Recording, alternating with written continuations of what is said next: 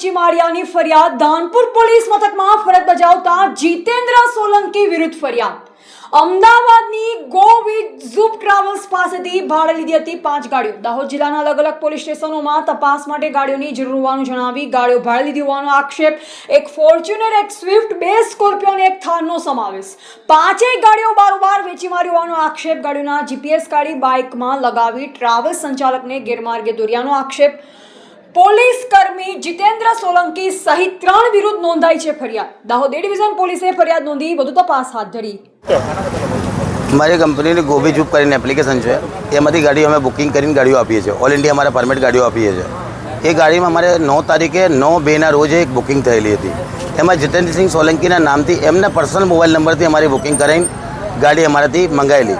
અમારી કંપનીના માણસો અહીંયા ગાડી આપવા આવેલા 10 તારીખે। ગાડી અમે એમને પ્રોવાઈડ કરી।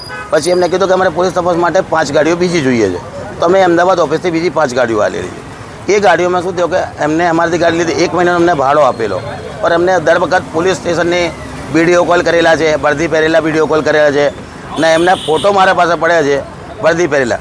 જ્યારે ગાડી લેવા આવ્યા ત્યારે એ વર્દી પહેરેલા જ હતા। એમનો અમારા વર્દી સાથેનો ફોટો છે અમારા પાસે ના। બીજી વસ્તુ એમનો એગ્રીમેન્ટ છે, પોલીસની આઈડી છે અમારા પાસે। અમે એમને ગાડી આપી દીધેલી। પછી અમે લોકો ગાડી અમારી જીપીએસ આ લોકોએ બાઇક લોકોમાં ફિટ કરી દીધા, તો અમને એ લાગતું તો અમારી ગાડી તો રનિંગ છે, અમારી ગાડી કોઈ બીજી જગ્યાએ જ ગઈ નહીં। पर एक्चुअलમાં ખબર એ પડી 4થા મહિનામાં કે આ લોકો અમારી ગાડીઓ વેચી મારી છે। અમારી ગાડીઓ તેને કોઈ અતોપતો છે નહીં। 5 ગાડીઓ મારી મિસિંગ છે। એ બાબતમાં ડીવાયએસપી સાહેબને બી અમે લેખિત જાણ કરેલી, મેલ આઈડી થ્રુ મોકલેલો। એમને તરત એમને પર ગુનો દાખલ કરેલો છે, પણ હાલ પૂરતો અમારી ગાડીઓ જીપીએસ પ્રમાણે છે નથી।